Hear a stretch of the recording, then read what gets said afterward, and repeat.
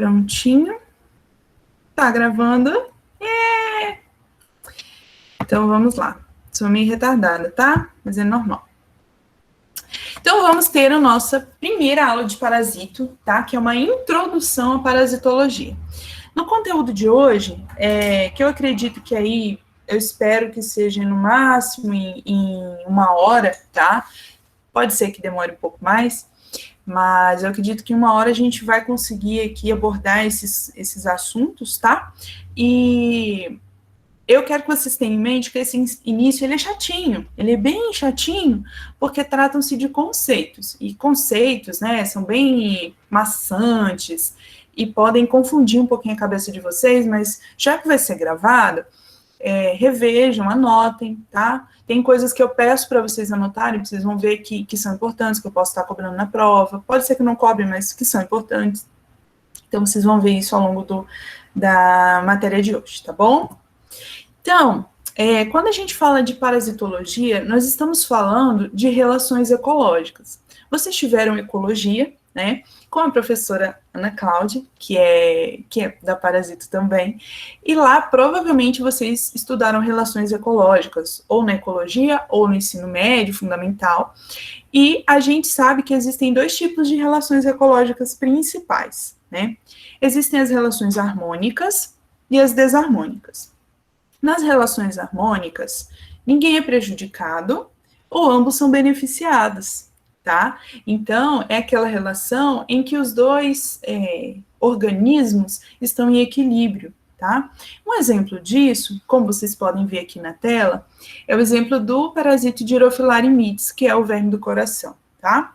O Dirofilaria mites, ele tem uma bactéria simbionte, que é a Wolbachia. E já se estudou e já se chegou à conclusão de que a Wolbachia, quando ela morre, a Dirofilaria fica prejudicada, ou seja, enquanto os 2 estão em equilíbrio, eles se beneficiam mutuamente desta relação. Isso é uma relação harmônica, tá bom? Já uma relação desarmônica é aquela em que um dos organismos é prejudicado, famoso relacionamento tóxico, né?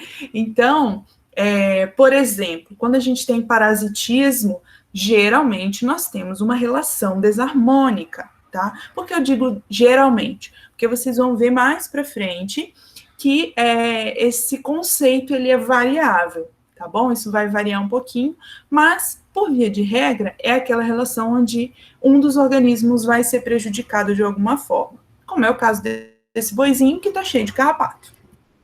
As relações também podem ser interespecíficas ou intraespecíficas. Geralmente, no parasitismo, as relações são interespecíficas, porque nós teremos uma espécie diferente parasitando a outra, tá? E nas intraespecíficas, nós temos relações dentro de uma mesma espécie, tá bom? Mas no parasitismo, geralmente, elas são interespecíficas, ok? Bom, lá no início, quando eles começaram a estudar parasito e eles perceberam que havia uma relação, né, de parasitismo, eles começaram a conceituar isso como uma relação desarmônica, onde obrigatoriamente o parasito causava prejuízo para o hospedeiro, tá? Só que isso foi se mostrando falho porque nem sempre o hospedeiro fica doente ou morre por causa do parasitismo, porque não é vantajoso para o parasito que o seu hospedeiro morra, né? Obviamente, a gente vai ver aqui ao longo da disciplina que muitos parasitos, eles causam a morte, eles levam seu hospedeiro à morte, tá? Mas isso não é muito interessante, porque afinal, ele precisa que o seu hospedeiro esteja vivo para ele sugar, para ele obter energia, metabolismo e etc. Tá bom? Então, não faz sentido para o parasito matar o hospedeiro, mas isso às vezes ocorre, tá bom? Então, futuramente não, mas assim, conforme eles foram olhando para o futuro e para o passado, estudando melhor, eles perceberam que, na verdade, o parasitismo é aquela associação entre seres vivos onde tem uma unilateralidade de benefícios, ou seja, somente um dos indivíduos está se beneficiando com aquela relação, tá? Isso, vocês estão pensando aí na relação de vocês, né? Eu sei que vocês estão lembrando de situações que aconteceram na vida de vocês. Então, apesar de existir essa unilateralidade, isso tende ao equilíbrio, tá? Então, hoje a definição que a gente aceita como definição de parasitismo é a relação ecológica entre indivíduos de espécies diferentes, tá? Onde se observa, além de uma associação íntima, tá? E duradoura, também uma dependência metabólica de grau variado. O que seria essa dependência metabólica? O parasito depende metabolicamente de sugar algo do seu hospedeiro, tá? Mas a gente vai ver que nem todo parasito obrigatoriamente precisa de um hospedeiro, tá? Então, por isso, essa dependência metabólica, ela é de grau variado, tá bom? É um pouquinho complexo, mas depois eu posso explicar de novo se precisar. Então, no parasitismo, é importante nós definirmos que infecção parasitária é diferente de doença parasitária, tá? A infecção parasitária é onde ocorre a presença do parasito no organismo do vertebrado, tá? Então, a presença do parasito em si não significa necessariamente que ele vai adoecer ou morrer pelo parasitismo. Tanto é que dificilmente a gente vê um parasito intestinal causar a morte de algum cachorro, de gato e etc. Causa muito prejuízo, eventualmente pode causar morte, mas isso não é uma regra, tá? Então, geralmente, nós precisamos ali entender essa diferença, tá? Então, quando eu estiver falando de infecção parasitária, entenda que eu não estou falando necessariamente de uma doença, e sim da presença do parasito no organismo, ok? É importante entender também que na evolução dos parasitos, eles se adaptaram, tá? Isso aconteceu com todas as espécies, está acontecendo ainda, mas essas adaptações, elas aconteceram de forma a especializar os parasitos para que eles tivessem uma melhor chance de se reproduzir, uma melhor chance de sobreviver, tá? E essas alterações, a gente vê essas adaptações que elas podem ser morfológicas, ou seja, estruturais, mas também biológicas, tá? E eu vou falar dessas adaptações para vocês agora. Quanto às alterações morfológicas, nós temos um tipo bem comum, que é a degeneração, tá? A degeneração, basicamente, é quando ocorre uma transformação, uma perda ou uma atrofia dos órgãos, tá? Como seria isso, por exemplo? Quando a pulga evoluiu, né, a pulga é um inseto. Quando a gente fala de inseto, a gente lembra de quê? De asa, né? Só que a pulga é um inseto sem asa, né? Então, quando a pulga evoluiu ali, para ela, no nicho que ela ocupava, não era vantajoso ter asa, mas era vantajoso ter umas pernas bem fortes, bem coxuda, bem Graciane Barbosa, para quê? Para dar uns pulos altos, né? Então, a pulga hoje ela não tem asa e acredita-se que foi por causa dessa degeneração, tá bom? Os cestóides, por exemplo, eles não têm tubo digestivo e eles se alimentam por osmose. Para eles isso foi melhor. Os artrópodes, alguns deles têm garrinhas na extremidade terminal das perninhas. Então isso também foi uma adaptação. Vou mostrar uns exemplos aqui, né? Tanto da pulga aqui, do lado esquerdo da imagem, a gente vê que a pulga não tem asinha, né, mas ela é coxuda, pernuda, e à sua direita vocês veem uma imagem de um parasito chamado pedículos humanos, que é o piolho da nossa cabeça, piolho da cabeça do ser humano, onde a gente pode perceber que a extremidade das patas tem garrinhas. Isso é interessante para o piolho, porque afinal de contas o piolho mora onde? Na cabeça, e na cabeça tem cabelo, geralmente, exceto na cabeça do meu marido, que não tem cabelo, né, meu amor? Ele nem tá ouvindo, que ele tá jogando. Então, aonde tem alguém, quem tem cabelo, né, a garrinha, ela é interessante para quê? Para segurar esse cabelo, para não escorregar, né?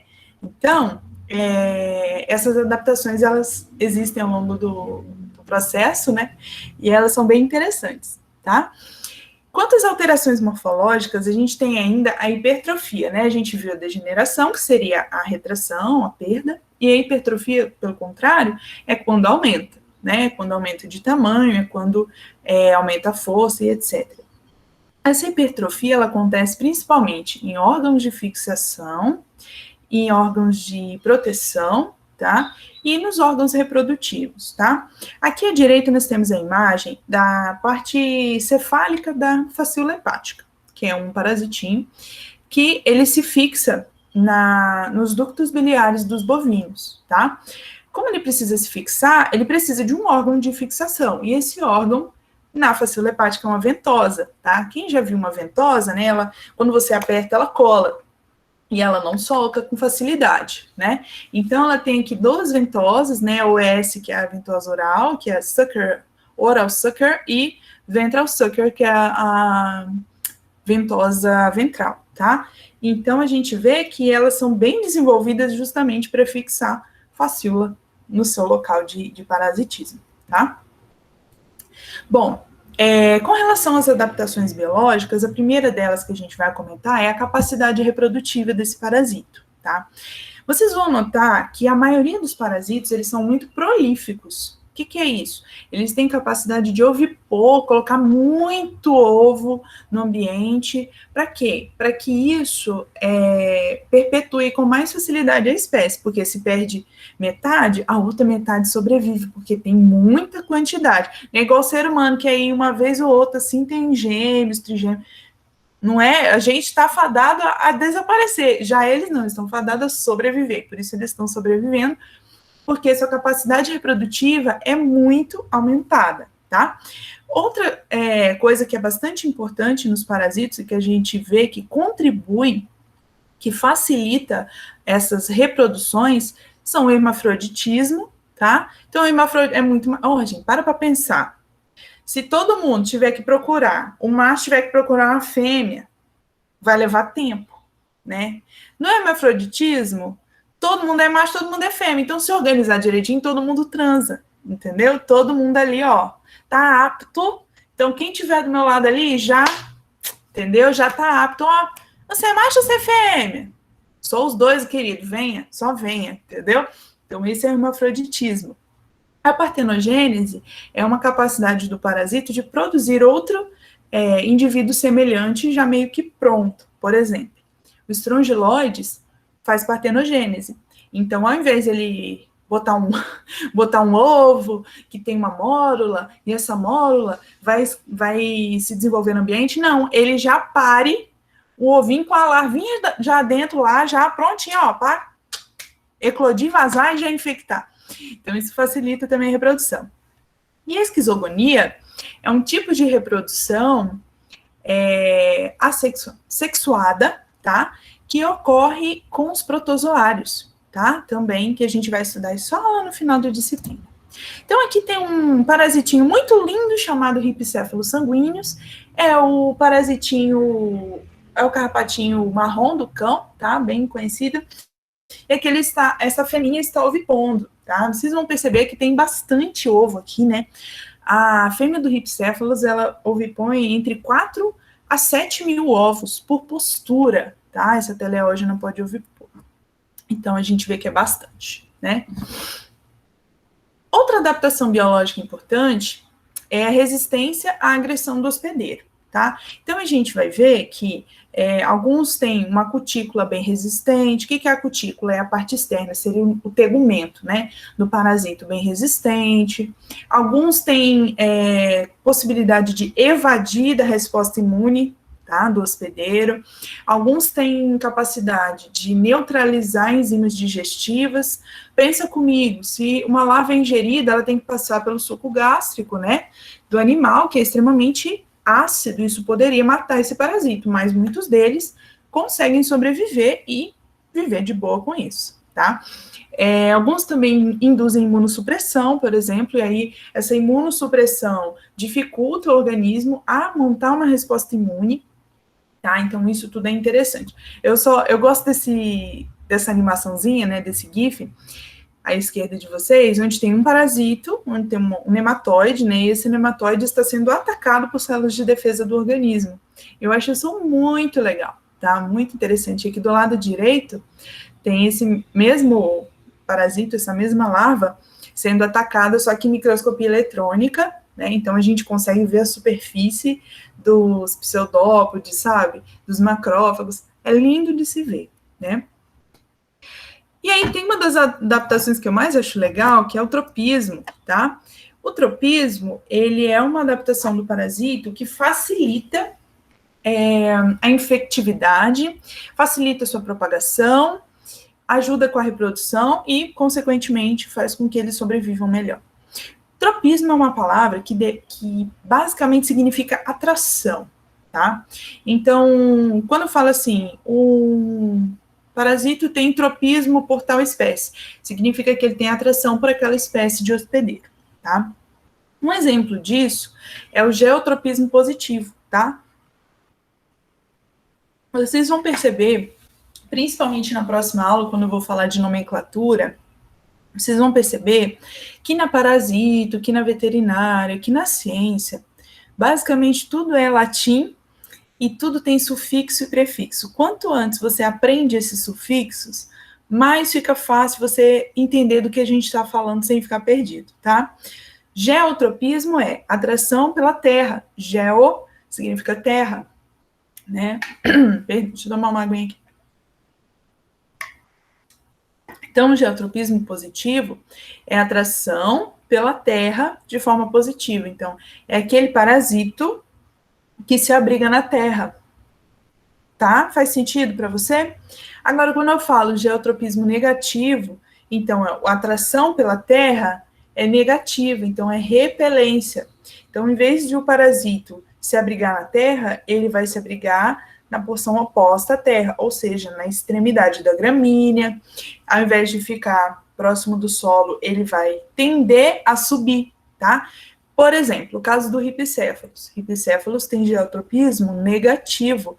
Então, ao invés de se abrigar na terra, ele vai se abrigar em partes altas, ou da grama, ou do telhado da casa, tá? Isso para ele é uma vantagem, tá bom? Termotropismo é atração por temperatura, tá? Não é tipo, ai meu Deus, parece que vai se jogar no fogo. Não é isso, mas ele vai ter mais atratividade por coisas mais quentinhas, mais morninhas do que frias, tá? Heliotropismo é o tropismo pelo sol, tá? Tem larvas, tem ovos, tem parasitos que se atraem por luz do sol, tá?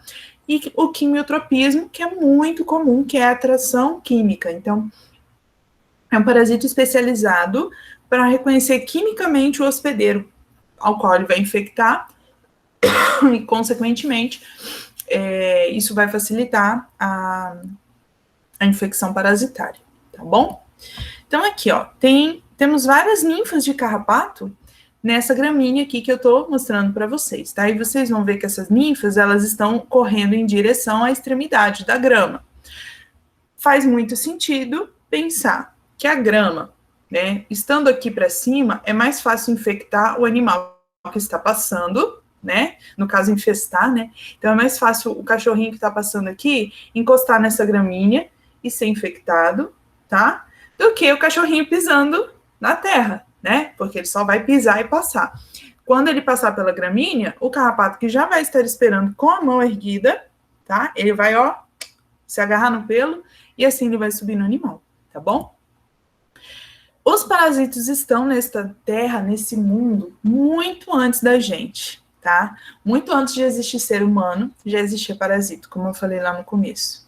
Então, eles são mestres na arte de sobreviver. E não é à toa que eles até hoje são problemas para nós, e nós estamos até hoje tentando eliminar isso e a gente ainda não conseguiu. Porque eles se adaptam, porque eles resistem a determinados antiparasitários e aí sobrevivem, aí começa a resistência, eles têm muitos mecanismos de evasão, enfim, eles são inteligentes, tá bom? A gente não pode ser menos inteligentes que eles, tá? A gente está estudando justamente para burlar essa especialidade que eles têm, tá bom? Vamos falar, então, de terminologias parasitárias, tá? Com relação a isso, a partir de hoje, eu gostaria, do fundo do meu coração, que nenhum dos meus alunos falasse parasita, tá? toda vez que eu ouço a palavra parasita, uma parte de mim morre, necrosa e morre, entendeu? Por quê? Porque eu gosto mesmo, tá? Eu sou nojenta. E lá no começo, quando eu falei que a gente vai estudar parasitologia, vocês perceberam que a palavra correta, a grafia correta da palavra é parasito e não parasita. Senão seria parasitologia. Não faz sentido, né? É parasito. Por que é parasito? Porque a ação do parasito é parasitar, tá bom? Então, o parasito parasita, entendeu? Então, quando você fala assim, fulaninho parasita tal coisa, é porque ele está parasitando, é a ação dele parasitar. O parasito termina com O, tá bom? Cada vez que você falar parasita, 100 pandas vão morrer lá na China, tá? Stop mortalidade de pandas. Por favor, não fale mais parasita, principalmente na minha presença, senão eu vou morrer. Enfim, eu e os pandas. Ectoparasito é o parasito que vive fora do organismo, tá? Então, quando eu falar de ectoparasito, eu vou estar me referindo principalmente a artrópodes, tá? Então, a insetos e ácaros que infestam o exterior do corpo, principalmente pele e pelos, tá bom? Endoparasitos, né? Endo significa dentro, então endoparasito se refere aos parasitos que infectam o organismo pelo lado de dentro, tá? Musculatura, intestino, órgãos, sangue, tudo isso fica dentro do nosso corpo. Então, nós estamos falando de endoparasitos, tá bom? O hemoparasito é o parasito que fica ali nas células sanguíneas, tá bom? Então, se eu falar de hemoparasito, eu estou falando do endoparasito, que fica especificamente no sangue, tá bom?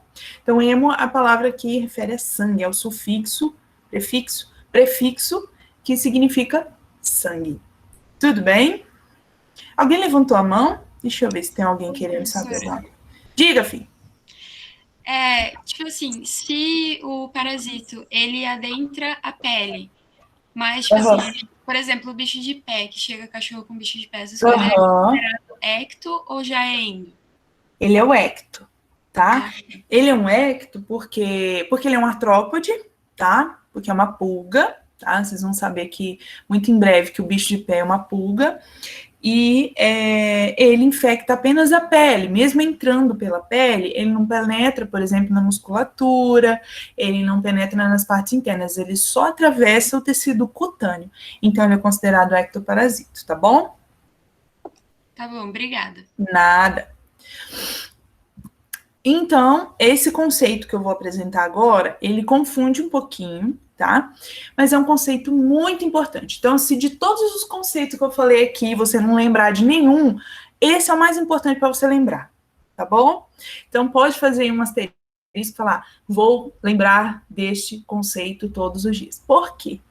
Porque quando a gente fala de hospedeiro definitivo ou intermediário, nós estamos também entendendo sobre os ciclos, tá? E as formas de infecção, tá? Quem é responsável pela transmissão daquele determinado parasito. Então, é muito importante entender esse conceito, tá bom? Hospedeiro definitivo é aquele que alberga o parasito na sua fase sexuada, tá? A fase sexuada é a fase que vai ter reprodução sexuada, tá? Vai precisar, então, de 2 organismos terem uma cópula, digamos assim, né? Ter a mistura do gameta feminino, do gameta masculino.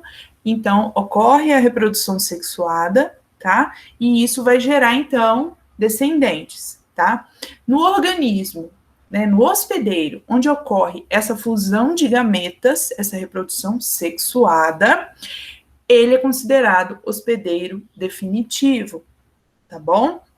Já o hospedeiro intermediário é aquele que vai albergar o parasito na fase assexuada, tá bom? A fase assexuada é aquela onde apenas ocorre reprodução de forma mitótica, tá? Só apenas reprodução em número e não tem fusão de gametas, tá bom? Quem perguntou pode falar? Fui eu, professora. Eu Pois não não. entendi o definitivo. Você pode explicar de novo, por favor? Posso. O hospedeiro definitivo é aquele que vai ter o parasito na fase sexuada, ou seja, o parasito, alguns deles, tá? Não todos, se reproduzem de forma sexuada, tá? No organismo onde essa reprodução sexuada acontecer, ele é considerado hospedeiro definitivo. Deixa eu ver se tem uma imagem aqui. Não tem. Mas basicamente é o seguinte, eu coloquei o exemplo aqui da vaquinha e do molusco, tá? No ciclo de facila hepática, a vaquinha é o hospedeiro definitivo. Por quê? A vaquinha alberga o parasito na fase sexuada, tá? Então, dentro da vaquinha vai acontecer reprodução com fusão de gametas, tá? Eu vou mostrar isso em outros momentos. Eu não sei como eu vou explicar isso de uma forma diferente, tá? Então, desculpa se eu não consegui te esclarecer agora, mas futuramente você vai conseguir entender melhor quando eu der mais exemplos. Quando tem fusão de gametas, a gente entende que ocorreu uma reprodução sexuada, tá? Mesmo se não tiver cópula. Nessa reprodução sexuada, vão ser gerados descendentes, tá? Então, nós consideramos que o hospedeiro definitivo é aquele que vai ter dentro de si a fase sexuada do parasito, tá bom? Ô, professora, então eu posso falar que um hospedeiro definitivo, ele é endoparasita ou não tem nada a ver? Não tem relação diretamente, tá? Às vezes, vocês vão ver em ciclos aqui, onde o hospedeiro definitivo, ele alberga um ectoparasito, tá? Isso não tem uma relação direta com o local onde ele está infectando, mas sim o tipo de reprodução que ele tem. São coisas diferentes. Deu para entender? Deu sim, obrigada. Nada. Então, continuando, o hospedeiro intermediário é aquele que tem o parasito na fase assexuada, ou seja, aonde não ocorre fusão de gametas, tá bom? Quando eu mostrar mais exemplos, vocês vão entender melhor, tá bom? O hospedeiro acidental é aquele onde o parasito vai se desenvolver, mas normalmente não é o hospedeiro principal daquele parasito. Um exemplo disso é o Dipylidium canino. Como o nome já fala, ele parasita o quê? Caninos, né, principalmente, e felinos. Quando o Dipylidium está se desenvolvendo no interior do ser humano, porque trata-se de uma zoonose, né, se o ser humano desenvolver dipilidiose, é porque o ser humano está atuando como hospedeiro acidental. Isso não deveria estar acontecendo, mas por algum motivo aconteceu, tá bom? Isso é um hospedeiro acidental. Diferentemente, nós temos o hospedeiro paratênico, tá? Para significa ao lado, né? Então, assim, alheio, né? O que o hospedeiro paratênico é? Normalmente, o paratênico, ele alberga dentro dele uma fase do parasito, mas por não ser o hospedeiro definitivo desse parasito, aquela fase não vai se desenvolver no interior daquele hospedeiro, tá? Então, no caso, o Ascaridia galli, ele é um parasitinho que pode ser, por exemplo, como a galinha ela defeca ali na terra, as minhoquinhas que estão na terra podem ingerir o ovo de Ascaridia e podem ter dentro de si o ovo de Ascaridia. Só que como o ovo não vai se desenvolver no interior da minhoquinha, a gente considera que a minhoca vai ser um hospedeiro paratênico, tá? E, eventualmente, se a galinha comer a minhoquinha, ela pode ingerir esse ovo junto com a minhoca, tá? E aí desenvolver o parasito, tá? Então, a gente não vai ter um desenvolvimento parasito dentro do hospedeiro paratênico, tá bom? Ai, coisa linda! Intestino cheio de verme. Se prepara os coração, gente, que vai vir coisa pior, tá? Só para vocês saberem. Bom, esse conceito que eu vou apresentar também é muito importante, tá? Infecção e infestação são coisas diferentes. E na nossa vida nós escutamos muito assim: ai, meu Deus, mas o cavalo está infestado de verme. essa palavra não é adequada para designar esse tipo de infecção parasitária, porque infecção é aquilo que ocorre dentro do corpo, tá? E infestação é o que ocorre fora do corpo.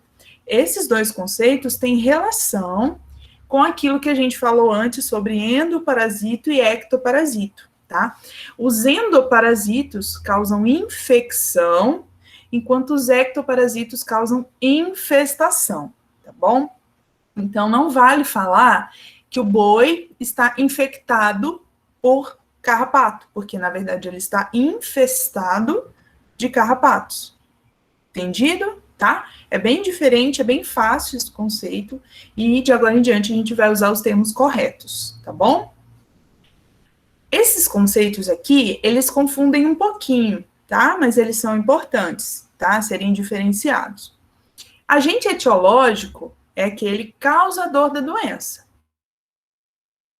É o euminto, enfim, tá? Que causa a doença.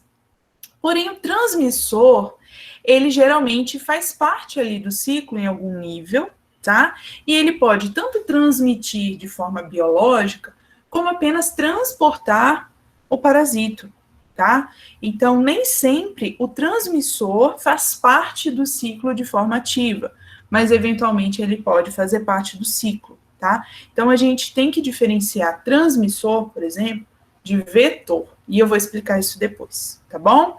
Mas, por exemplo, malária tem um agente etiológico, que é o Plasmodium, que é um protozoário, e o transmissor da malária é o mosquito Anopheles, tá bom? Sem o mosquito, né, carreando o Plasmodium de um ser para o outro, a gente não tem infecção, tá bom? Quanto aos vetores, o que é o vetor? É aquele artrópode, tá? Então, aí eu tô falando de um artrópode, tá? Eu tô falando de um inseto, de um ácaro, né? Que transmite o parasito entre dois hospedeiros, tá? Então, como a gente vai ver primeiro, na parasitologia, nós vamos estudar primeiro os artrópodes, nós vamos ver que muitos deles são vetores de doenças, parasitárias ou não, tá? Então, esses artrópodes, eles podem tanto ser vetores biológicos como vetores mecânicos, tá? A diferença entre um e outro é que o biológico, ele participa do ciclo ativamente, tá? Enquanto o mecânico, ele apenas transporta o parasito de um hospedeiro para o outro, tá? Vou mostrar exemplos. No caso da leishmaniose, nós temos a lutsomia como vetor biológico da doença, tá? Como que a lutsomia atua como vetor biológico? Lutsomia, ele ingere, né, o parasito ou fêmea, né, ingere o sangue do hospedeiro, contendo um tipo de forma parasitária chamada amastigota, tá? O amastigota, ele sofre uma metamorfose no interior do flebotomínio, tá? E lá no intestino do flebotomínio, ele se torna promastigota. É este promastigota que vai infectar outro ser, cachorro, humano, quem quer que seja, tá? Então, como existe uma metamorfose no interior daquele vetor, daquele artrópode, nós consideramos que ele é um vetor biológico que faz parte do ciclo daquele parasito, tá bom? De forma diferente, o carrapato Rhipcephalus, que é o carrapato do cão e do gato principalmente, ele é apenas um vetor mecânico da erliquiose, tá? Erliquiose é uma doença que já não é mais considerada parasitária, tá? Ela é parasitária porque ela é transmitida por parasito, mas erlíquia não é mais considerada protozoária, ela é uma bactéria, tá? Mas isso a gente vai conversar depois. Mas, basicamente, para ter transmissão de Ehrlichia canis, precisa um carrapato sugar o sangue com Ehrlichia e inocular esse mesmo micro-organismo em outro ser, tá bom? Então, o Rhipcephalus, dentro dele não acontece metamorfose, não acontece nada de especial, ele apenas carreia de um para o outro, tá bom? Então, ele é considerado um vetor mecânico da erliquiose. Tudo bem? Nós temos ainda um conceito que é de vetor inanimado, tá? Os vetores inanimados, também conhecidos como fômites, eles eles podem ser transportados principalmente por objetos, tá? Então, o fômite normalmente é um objeto que tem contato com o animal que está parasitado e que pode carrear de um animal para o outro. Por exemplo, se o cachorro foi lá, fez um cocôzinho, filhote principalmente, fez cocô dentro do pote de água, e nesse cocô tinha uma estrutura parasitária, tinha uma giardia, o outro animalzinho que beber aquela água vai pegar giardia, né? Então, o potinho, o bebedouro, atuou como um fômite, tá bom? A caminha, roupinha, cobertinha, tudo isso pode transmitir, por exemplo, ectoparasitos, né? Pulga, carrapato, sarna, tá? E no caso dos hemoparasitos, uma seringa suja, tá? Uma agulha suja. Os meninos aí de grandes não sejam porquinhos, tá? Não economize com seringa, porque seringa custa 50 centavos, tá? Mas o tratamento para a doença custa muito mais que isso. Então, não reaproveitem seringa, não reaproveitem agulha, por mais que o pessoal faça isso na prática do campo, tá?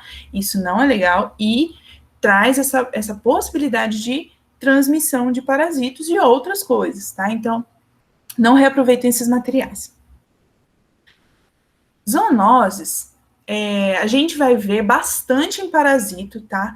A parasito, ela tem muitas doenças que são zoonóticas, tá? Muitos parasitos são zoonóticos, e eu adoro essa área da veterinária, inclusive eu falo de zoonose lá para o 4º ano, né? Vou estar falando, e muitas delas são parasitárias. Então, o conceito de zoonose seria aquela doença que é naturalmente transmitida, tanto do animal para o homem, quanto do homem para o animal, tá? Só que dependendo do sentido de transmissão, nós temos denominações diferentes, tá? Então, se eu estiver falando de uma antropozoonose, estou falando de uma doença que passa do animal para o ser humano. Se você quiser anotar, tem um jeito fácil que eu utilizo para me lembrar, porque eu também esqueço, da ordem para a gente saber de quem passa para quem, tá bom? Escreve aí a palavra antropozoonose e corta essa palavra, tá? Corta no antropo, depois corta no zoo, tá? E aí olha de trás para frente, tá? Ose é doença, zoo é animal e antropo é ser humano. Então, se você ler ao contrário, você vai ver que é uma doença que passa do animal para o ser humano, ok? Fica fácil saber assim. Daí, então, um exemplo disso seria a fasciolose, tá? Que pode passar do animal, que é a vaca, que é o hospedeiro definitivo, o bovino hospedeiro definitivo, que pode eventualmente passar para o ser humano, que vai ser um hospedeiro acidental, mas vai desenvolver a doença de forma zoonótica, tá bom? Já a zooantroponose, tá? É o contrário, tá? Corta aí a palavra zoo, corta agora antropo, e agora lê o contrário. Vai ser a doença que passa do ser humano para o animal, tá? Antropo é ser humano, zoo animal, tá? Um exemplo disso é o Schistossoma mansoni, tá? Que predominantemente tem o ser humano como seu hospedeiro definitivo, mas existem relatos de esquistossoma em bovino, em suíno, tá? Então, o ser humano pode estar transmitindo essa doença para animal, tá bom? Anfixenose, então, seria a doença que circula indiferentemente entre humanos e animais. A giardiose é um exemplo disso. Giardia lamblia, né, que é o parasito de ser humano, a giardiose de ser humano, pode infectar cachorro, pode infectar boi, pode infectar cavalo, raramente o cavalo, mas pode infectar o gato, tá? E vice-versa. O cachorro com giardiose, por Giardia lamblia, pode infectar o ser humano, tá? De forma zoonótica. Ele é um parasito que ele transita ali de forma muito pouco específica, tá? E a gente considera isso uma anfixenose, porque não tem um hospedeiro definitivo, todo mundo ali participa do ciclo, tá bom? Agora a gente vai classificar os parasitos, tá? Com relação ao seu ciclo biológico, com relação à relação de parasito com hospedeiro, quanto à sua permanência no hospedeiro e quanto à sua especificidade, tá? Quanto ao tipo de ciclo, nós temos 2 tipos de parasitos principais. Nós temos aqueles que são monoxênicos, tá? Mono significa um, tá? Monoxênico, ou seja, ciclo com um hospedeiro, tá bom? Se vocês quiserem anotar, isso daí vai ajudar bastante vocês. Heteroxênico, tá? É aquele parasito que parasita duas ou mais espécies de hospedeiro, tá? Então, no ciclo desse parasito, vocês vão ver 2 hospedeiros ou mais fazendo parte desse ciclo, bom? Um exemplo de ciclo monoxênico ou monoxeno, que também está correto, é o ciclo de Ancylostoma canino, tá? O cão é o hospedeiro definitivo, tá? Portanto, ele é o principal afetado por esse parasito. O ser humano pode participar de forma acidental, né, com larva migrans, etc. Não vamos entrar nesse assunto agora, mas entenda que, no ciclo de Ancylostoma canino, apenas o cão é o hospedeiro definitivo, pois, então, ele é um ciclo monoxênico, tá bom?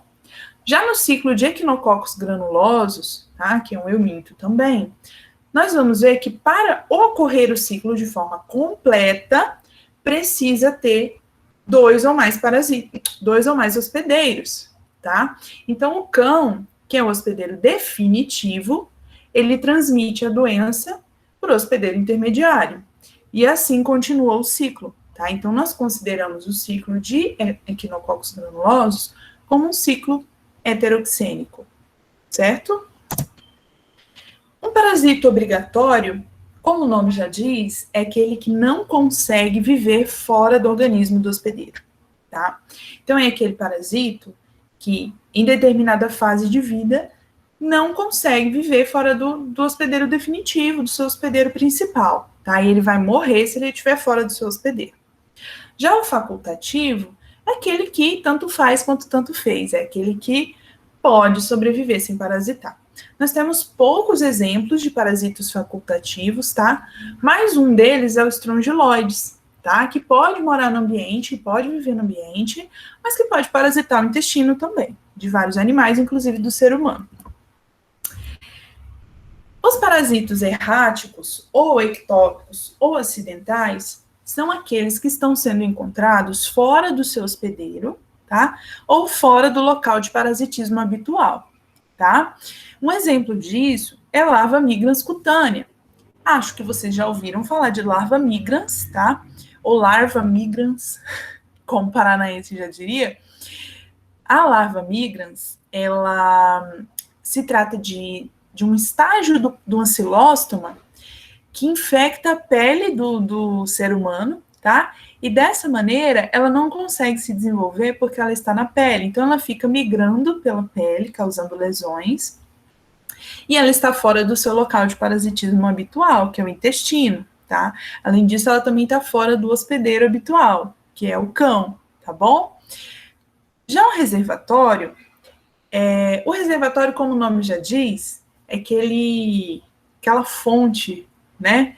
Onde que é o reservatório? É onde a gente encontra uma coleção grande de algo que você precisa. Por exemplo, reservatório de água. É um lugar onde tem uma coleção de água, onde você vai quando precisa tomar água, né? Da mesma maneira, um reservatório parasitário é aquele organismo que contém uma grande quantidade de parasitos e que sempre está mantendo esse nível de parasitismo, tá? Como que eu vou explicar isso de uma forma simples? O barbeiro, que vocês estão vendo aqui na fotinho da direita, ele é um reservatório da Trypanosomose por Trypanosoma cruzi, né? Por que ele é considerado esse reservatório? Porque, normalmente, ele abriga estruturas parasitárias de Trypanosoma e ele não adoece pela doença, tá? Ele não manifesta sintomas. Então, ele está sempre vivo e sempre reproduzindo, como hospedeiro, né? Ele está sempre reproduzindo o parasito dentro dele. Esse é um conceito um pouquinho complexo, mas com o tempo, vocês vão ouvindo isso mais vezes e vão entendendo isso mais vezes, tá? Por exemplo, deixa eu ver outro exemplo legal aqui que eu posso falar. Por exemplo, capivara. Capivara é considerado reservatório de fasciolose, tá? Por quê? Porque a capivara, normalmente, não morre por fasciolose, e ela fica cheia de parasita ali dentro dela, né, e perpetuando o ciclo da fasciolose, tá bom? A gente escuta bastante isso, principalmente quem é selvageiro, vai ver que muitos animais silvestres são reservatórios de algumas doenças, e também de alguns parasitos, ok? Quanto à sua permanência no hospedeiro, ele pode ser permanente ou pode ser periódico ou temporário, tá? O parasito permanente é aquele que passa por todo o ciclo de vida em cima ou dentro ou no hospedeiro. Bom, então a sarna, por exemplo, vocês observarem, o adulto, ele vai ovipor, ele vai cruzar, ele vai se desenvolver, ele vai fazer todo o ciclo de vida dele dentro do seu hospedeiro, tá? No corpo do hospedeiro. No caso do parasito periódico, a gente vai ver que ele passa um período da vida ali no hospedeiro, mas isso não é sempre, tá? Exemplo, os ectoparasitos, eles têm muito disso. Para quem não sabe ou não sabia, mosquito é parasito, tá? E nós vamos estudar mosquito. Então, o Aedes aegypti, por exemplo, que momento que o Aedes aegypti te parasita? No momento que você está ali distraído e a fêmea vai lá e pica você, suga seu sangue, tá? Ela está te parasitando de forma temporária, tá? Depois você espanta ou mata e ela vai vazar fora, né? Quanto à especificidade do parasito, nós vamos ver que eles podem ser estenoxênicos ou eutrixênicos, tá? O parasito estenoxênico é aquele que tem alta especificidade, ou seja, ele vai parasitar espécies de hospedeiros muito próximas, tá? Um exemplo disso, piolho. Piolho é extremamente estenoxênico. Muito dificilmente o piolho da pombinha vai parasitar, por exemplo, a calopsita, tá? Muito dificilmente, porque o piolho da pombinha, ele só parasita a pombinha, tá? Porém, como eles são muito próximos, né, como aves são próximas, isso pode acontecer. Agora, quando o parasito é eurixênico, ele parasita uma infinidade de vertebrados, tá? Ele pode parasitar muitas espécies, muitas famílias diferentes de hospedeiros. E um exemplo disso é o toxoplasma.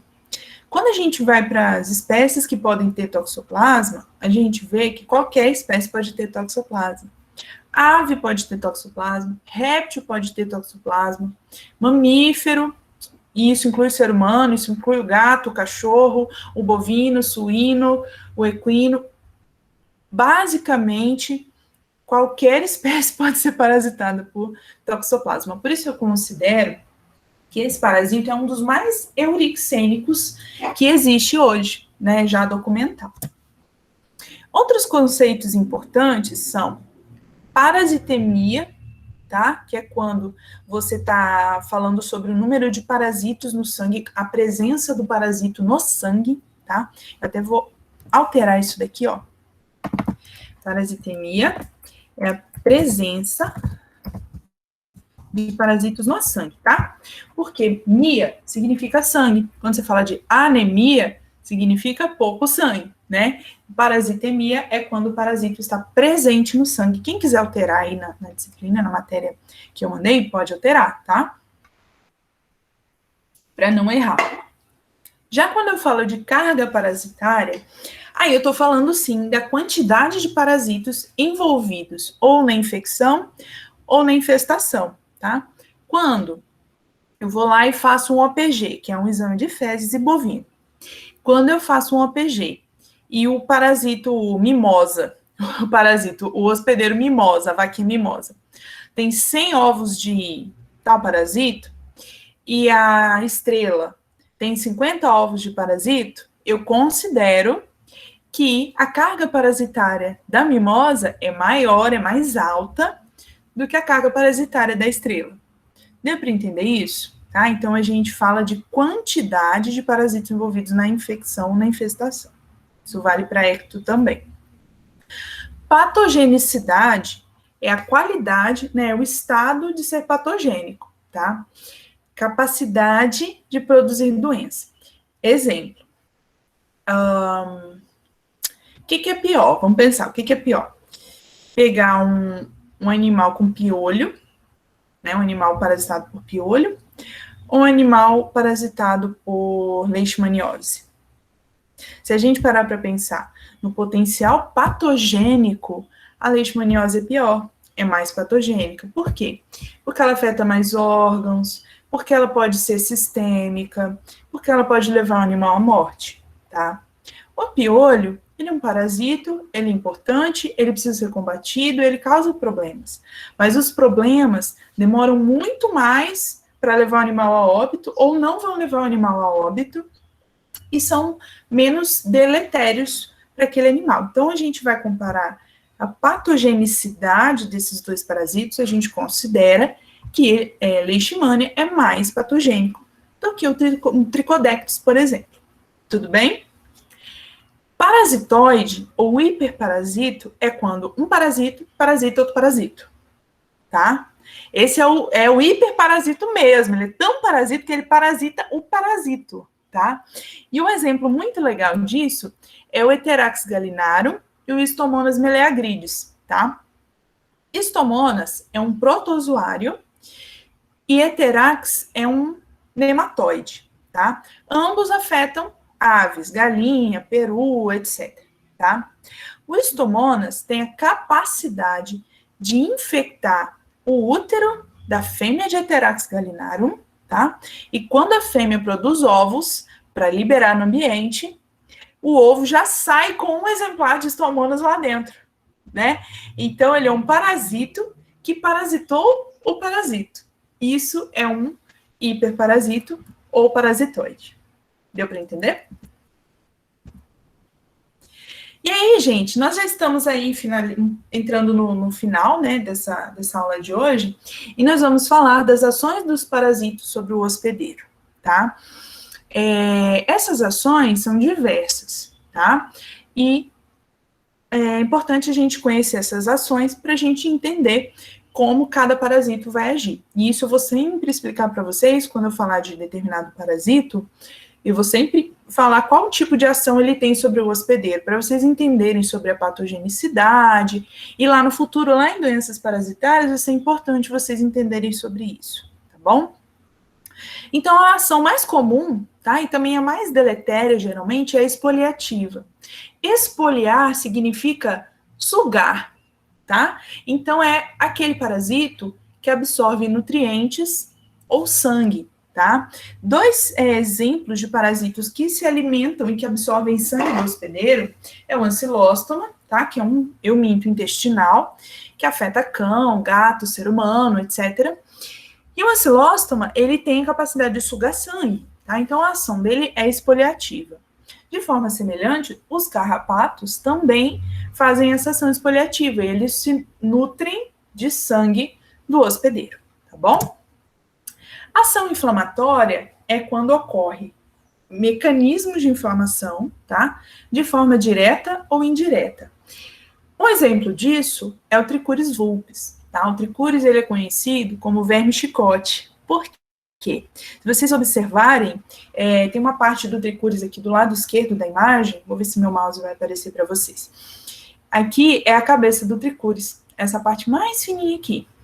E por incrível que pareça, essa parte mais espessa é a cauda do Trichuris, tá? Essa cauda, ele movimenta, tá? O tempo inteiro. E enquanto ele movimenta essa cauda, ele chicoteia a mucosa do intestino grosso do cachorro. E isso causa muita lesão, tá? Então, de forma direta, ele lesiona essa mucosa. Aí, de forma indireta, acaba mobilizando, né, mediadores inflamatórios para causar problema ali para aquela região, tá? Isso é uma ação inflamatória. Além da expoliativa, né, que a gente já sabe. Ação tóxica é quando aquele parasito produz enzimas, tá, ou metabólitos, tá, que são tóxicos, que têm potencial de lesão sobre o hospedeiro. Aqui nessas imagens, vocês estão vendo um fígado, tá? Então, é um histopatológico do fígado. E aqui nesse fígado, a setinha está apontando para um ovo, tá? Esse é um ovo de Schistosoma mansoni, tá? Esse ovo de xistossoma, ele tem enzimas que desencadeiam fibrose, desencadeiam inflamação, consequentemente levam a fibrose, tá? Então, eles têm potencial de lesão sobre o hospedeiro. Já a ação mecânica é quando o hospedeiro, ele sofre com obstrução, tá? Ou impedimento de algum fluxo. O parasito, ele pode ser muito grande, tá? E esse volume de tamanho impedir o fluxo de alguma coisa, tá? No caso aqui da esquerda, a gente está vendo um intestino parasitado por ascarídeo. E ascarídeo é um parasito muito grandão, muito robusto, né? A gente chama de robusto, porque ele é grossão. E quando tem uma infecção parasitária muito intensa, esses parasitas literalmente formam um bolo. E isso causa uma obstrução, tá? Isso impede o alimento de passar, isso causa dor para o animal, pode causar cólica e pode levar o animal à morte, tá bom? Esse aqui tanto é que já morreu, né? A gente tá vendo só um intestino cheio de parasita. Do lado direito, novamente, vocês vão ver aí o quê? Bacila hepática, tá? Como o nome já diz, ele fica albergado ali no fígado, tá? Então ele mora no fígado e ele mora especificamente na vesícula biliar, tá? Mentira, no ducto biliar, tá? Ele libera os ovos na vesícula e ele mora no ducto biliar, tá? Como ele mora dentro do ducto biliar, e ele é um parasito grande, acaba impedindo o fluxo de bile, tá? Então, isso é uma ação mecânica que o parasito Bacila hepática causa dos animais que sofrem como hospedeiros desse parasito, tá bom? A ação traumática, ela é provocada principalmente por formas larvais, tá? Vocês vão estudar daqui a alguns dias os eumintos e vocês vão ver que alguns deles fazem ciclo de Loss, ou seja, eles, durante o período que eles são larvinhas ainda, eles passam por alguns órgãos específicos e causam lesões nesses órgãos até chegar no seu sítio de parasitismo final, tá? Isso é um tipo de ação traumática, tá? Dessas larvas, mas, obviamente, não é só larva que causa isso, tá? Isso é só um exemplo. E aqui nós temos dois exemplos, né? E do lado esquerdo a gente vê um pé, obviamente um pé, com lesões por larva migrans, tá? A larvinha que estava ali, que foi inoculada na pele desse hospedeiro, acabou causando lesões traumáticas que são visíveis a olho nu, tá? No caso da direita, a gente vê um fígado que passou por lesões também de larva de Bacila hepática, que passearam pelo parênquima do fígado, e por mais que a imagem esteja difícil de vocês talvez visualizarem, eu vou elucidar aqui para vocês. Nós temos aqui o fígado, ele está partido, tá? Ele está seccionado, tá? Que o mouse vai passar, não sei se vocês vão ver o mouse, mas ele está seccionado. E quando a gente abre esse parênquima, a gente consegue ver umas áreas escuras, tá? Aqui no parênquima, tá? Que são diferentes da corzinha do parênquima, né? O parênquima é mais marronzinho claro e esses aqui estão mais para roxo, mais para escuro, tá? Isso é lesão que a larva de Bacila hepática causou quando ela migrou ali e causou essa ação traumática no fígado, tá bom? E a ação irritativa é quando a presença do parasito, mesmo quando ele não causa traumatismo ativamente, aquela presença irrita o local parasitado, tá? Um exemplo disso é o Dipilidium canino, tá? Muito cachorro com dipilídeo arrasta o furico no chão, tá? Depois a gente vai ver lá que tem um monte de proglote de dipilídeo nas fezes desse cão. Por quê? Porque essas proglotes, elas têm movimentação ativa, tá? Elas ficam se mexendo. E aí, quando o animal defeca, pode ser que uma proglote fique ali na região do ânus mexendo, tá? E isso causa gastura no cachorro, o cachorro vai tentar coçar para resolver aquilo, tá? Então, essa é a ação irritativa.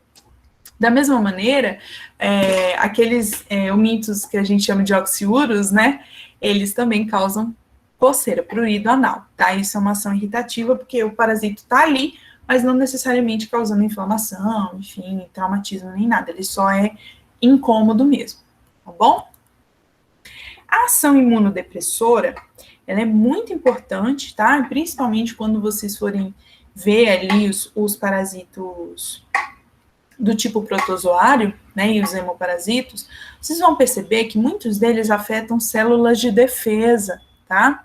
E quando as células de defesa são afetadas, consequentemente, o nosso sistema imune fica mais fraco, tá? E isso favorece as infecções parasitárias.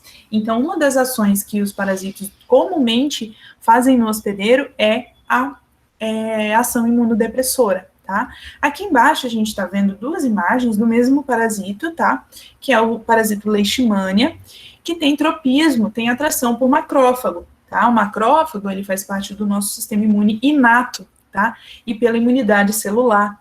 Quando a imunidade celular fica prejudicada, fica mais fácil do parasito invadir o corpo, tá? E fica mais fácil dele infectar esse hospedeiro, tá bom?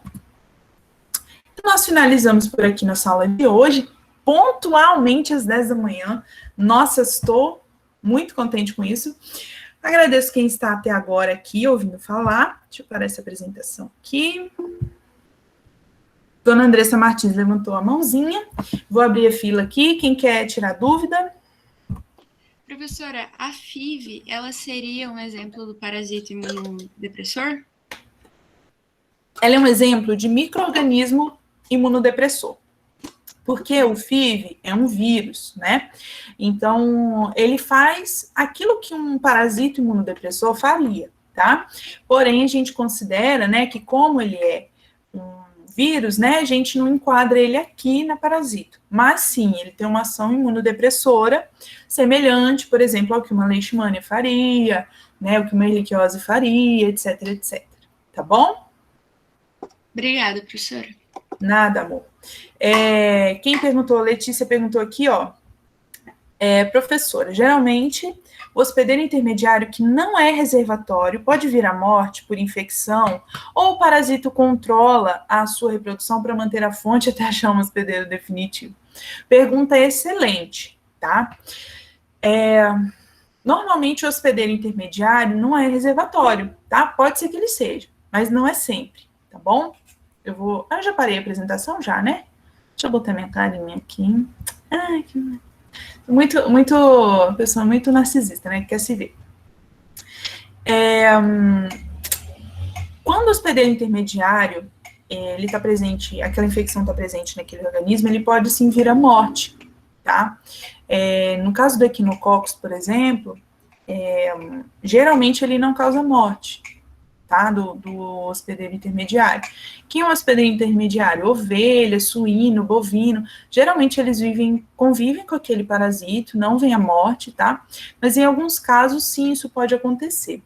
Eu não tenho agora em mente um específico. Não, tenho sim um específico. Ó, um caso de hospedeiro intermediário que pode morrer é o molusco, tá? No caso de facila, eu só vou falar de facila. Mentira, não vou falar só de facila, mas é um exemplo bem bom. O molusco, quando ele alberga a fase intermediária de facila, ele fica tão debilitadinho que ele pode morrer, tá? Então, isso é um caso que pode acontecer. Mas, em alguns casos, ou seja, a maioria dos casos, ele vai controlar a infecção parasitária para tentar não deixar o hospedeiro morrer, tá? E assim ele continua ali vivo até encontrar o hospedeiro definitivo, assim como você perguntou, tá? Então, isso é um fato. Dificilmente ele vai morrer mesmo, tá? Por causa do parasito. Não sei se eu te respondi. Enfim. Mas é isso, né? Eles vão tentar manter o hospedeiro vivo, né? Sem causar tanto prejuízo, para não impedir sua reprodução, tá bom? Maiara, fale para mim. Oi, professora, eu tenho uma dúvida sobre filária. Sobre? Filária. Filária? Isso. Aham. No caso, meu cachorrinho teve isso. Só que, eu já fui em vários veterinários, cada um fala uma coisa. Eles falam que a gente não pode dar o remédio para matar o adulto, tem que dar o remédio para matar o parasita que está junto com ele, né, no caso. Aí, ele já fez o tratamento e tudo, Só que eu fui em outra veterinária agora, que ele passou mal. Ela falou que a filaia adulta não morre. Eu não entendi isso. Ela é imortal? Infelizmente, ela é imortal, Mayara, ainda. Ainda não existe... Aliás, existem medicamentos que podem matar a Girofilária, só que eles são tão tóxicos que eles podem matar o cachorro. Então, a gente não utiliza ainda medicamento para matar a Girofilária por causa do risco que ele causa do hospedeiro vir a óbito, né? E também pela dificuldade de administrar. Quando, se Deus permitir, a gente se encontrar lá na doenças parasitárias, eu vou falar disso com mais propriedade e mais aprofundado, mas ainda não existem, tá? Adulticidas, né? Vermífugos que matam a Girofilária adulta. Mas existem vermífugos que controlam a quantidade de microfilária no sangue, que matam as microfilárias do sangue. Isso é importante porque, com menos microfilária, vai ocorrer menos transmissão de girofilariose para outros animais, tá? Então, isso é muito bom. Lembrando que girofilariose pode ser zoonótico, né? Então é importante manter esse animal sem microfilária no sangue. Mas infelizmente ainda não temos muito o que fazer quando o animal tem girofilariose. E aí uma das coisas que se tem estudado é tentar matar a Wolbachia, tá? Tem estudos já falando que a Wolbachia, quando ela é morta, isso pode causar a morte do parasito adulto, tá? Como eu falei lá no começo, né? A Wolbachia ela é simbionte da Girofilária, então tem estudos que mostram isso, mas ainda é tudo muito inespecífico. Que dó do seu doguinho. Porque é endêmico lá de Cabo Frio, né? Então foi muito complicado. É muito foda, nossa. Ele tomou um tempão antibiótico, eu acho que já deu uma melhorada nisso, sabe? Que bom. Ele fez exame, não achou mais. Aí minha dúvida era essa, então será que as filárias ainda estão vivas nele? Eles são imortais, infelizmente, são uma desgraça. Proteja seus animais da girofilária, por favor. O meu foi resgatado, tadinho. Ele veio cheio de doenças. Dozinha. Nossa, não desejo Obrigada, ninguém. professora. Nada, amor. Alguém mais? Não? Então, pessoal, vou encerrar aqui a chamada. Eu acho que dá para encerrar também a gravação, né? Deixa eu ver como que é a gravação aqui. Prof. Oi. Você pode ficar um pouquinho? Eu gostaria de falar com a senhora. Eu posso... O pessoal vai saindo aqui, então. Podem ir saindo, quem já terminou suas dúvidas. E daí eu vou encerrar aqui pra gente só a gravação mesmo, que aí a gente tira as dúvidas.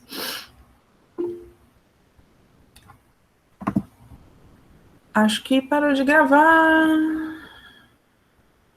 Tchau, lindas. Beijo, até logo.